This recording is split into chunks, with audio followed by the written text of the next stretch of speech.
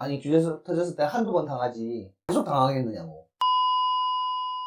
11월 19일 날 조정대상 지역 지정을 통한 시장 안전 기조 강화라는 정책이 발표가 됐죠. 여기 보면 18째 날에 심의를 거쳤다고 이야기가 되는데 부산에서는 설왕설래가 많았어요. 맞다 아니다 루머가 굉장히 많이 왔다 갔다 했는데 이면에 이 주정심이 진행이 안 됐으니 바로 발표는 할 수 없을 거다라는 생각들을 많이 이야기하고 있었습니다. 근데 뉴스가 이야기하는 부분도 아직 발표는 심의를 거쳐서 할 거다라는 식으로만 이야기를 하다가 19일날 그냥 바로 김포랑 부산 해수동에 더해서 연제구 남구까지 그리고 대구 수성구까지 신규 지정을 했어요. 수성구는 투과지역이었는데 이제 조정 붙으면은 이건 이제 중과세 쪽으로 이제 문제가 될 것이고 김포랑 부산은 사실 묶여야 되는 게 맞았죠. 이걸 묶였을 때 이제 어떻게 될 것이냐에 대한 생각을 우리는 해야 된다는 거고 어쩌면 지금이 아니라 그 전에 이미 하고 있었어야 된다라고 생각을 하는데 자세하게 보면 수도권에 보니까 규제지역 지정분야 상승폭이 둔화되더라. 둔화 안 되는 것 같은데 본인들은 이제 둔화된다라고 이야기를 하고 있고 비규제지역과 교통 문제가 있는 일부 지역에는 상승폭이 확대가 되더라. 이 비규제지역이라는 거는 부산과 대구를 이야기하는 것 같고 교통 문제가 있는 지역은 김포를 이야기하는 것 같아요. 그래서 그런데 일부 지역에 상승이 점점 많이 되더라.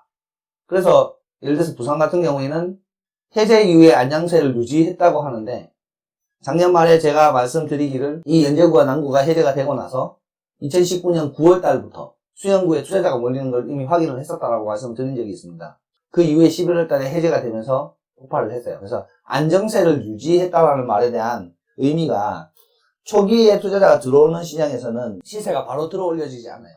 부들장하고 똑같은 것 같아요. 뚝배기하고 똑같은 것 같아요. 처음에 데우면 아무리 데워도 빨리빨리 안 데워집니다. 이제 끓기 시작하면 그때는 이미 식히기가 어려운 것이 부동산이죠, 사실. 아무튼 이쪽에서 보면 7월 달에 이제 상승폭이 확대가 되고 매수자 증가하면서 과열 심화가 지속될 걸로 우려가 된다. 그래서 잡는다. 그리고 부산, 천안, 창원 가격 상승폭이 확대되고 있다. 그런데 지난해까지 이어진 해당 지역의 가격 하락세를 고려해서 지금 요만큼 올라오는 건 봐주겠다. 이거 또 하나의 뚝배기라고 생각하면 끌어오르기 시작할 때 그때 또 뒷북으로 이제 조정지역 잡든지 그렇게 하겠죠. 하락세가 나타나는 지역은 해제를 검토할 계획이고 과열이 계속 일어나는 지역은 추가적으로 지정을 하겠다.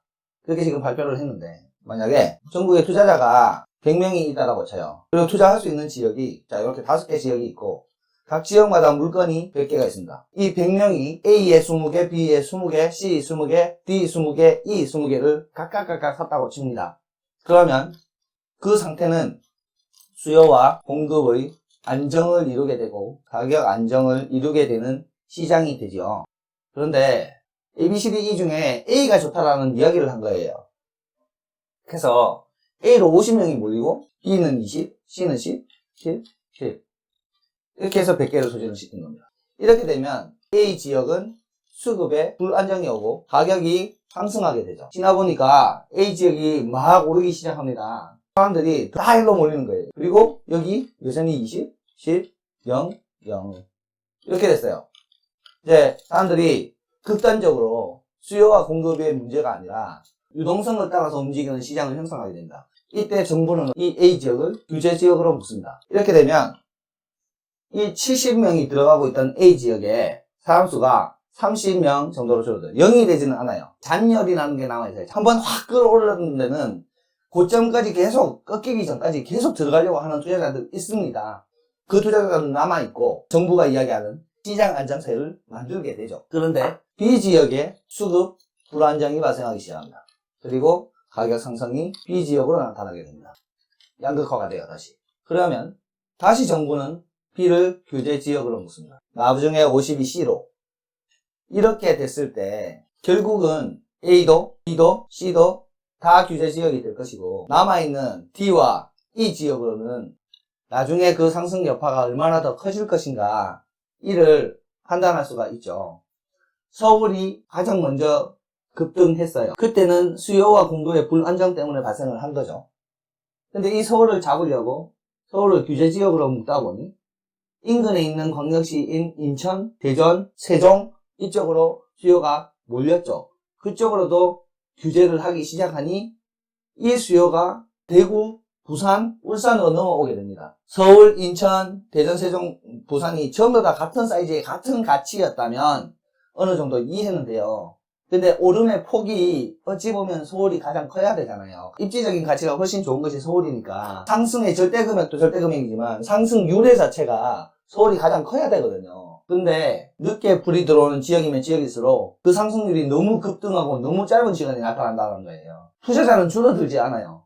계속 100명으로 있다고요. 그럼 앞으로 규제 계속 해나가다 보면 마지막에 남는 이는요. 그쪽에 100명이 다 모여버리면은 지난 몇 년간 상승했던 거 한 2, 3개월 만에 그냥 다 올릴 수 있지 않을까. 그래서 이 규제가 되었을 때 사람들이 싹 사라진다. 그 지역에는 사람들이 싹 사라진다. 라고 말씀드리진 않습니다. 잔열이라는 게 있다라고 말씀을 드렸고, 그래도 상승을 이어가려고 수요를 바치는 가수요자 또는 실수요자들이 여전히 지역마다 있습니다. 그리고 그 지역의 특성에 따라서 순간적으로 딱 멈출 수도 있는 부분이고, 조정지역, 규제지역 하든 말든 계속 올라가는 지역도 사실 있기는 해요. 중요한 건 풍선 효과가 일어난다는 거고, 서울이 있고 인천, 대전, 세종, 광주, 부산, 울산, 여기서 규제가 된 지역이 서울이 됐고 인천이 됐고 대전이 됐고 세종이 됐고, 대구는 수성구, 광주가 아직까지 남아있고 부산, 해수동, 남면, 그 다음에 울산에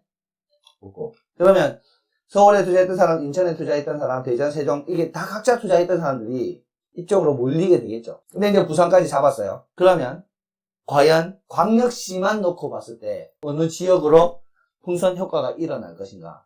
그게 도시별 풍선 효과. 대구에는 수성구만 있는 것이 아니라 달서구, 남구, 동구 이런 데가 있고, 해수동, 남양 빼쁘면 금정구, 부산 진구, 강서구, 북구 여기 다 좋은데 서울, 인천, 대전, 세종에 투자하지 못하시는 분들이 대구, 부산, 울산을 건드려 왔고 광주까지 대구 수성구와 부산 해수동 남양을 지금 묶어놓은 이 상황에서 추가적으로 들어갈 거면 굳이 내가 피를 보면서 여기에 돌진해서 더 큰 수익을 얻기 위해서 들어가는 것이 맞느냐. 그게 아니라 그 옆쪽으로 풍선 효과가 일어나는 대구 시내에 있는 다른 구나 부산 시내에 있는 다른 구 또는 광주, 울산으로 가지 않겠냐.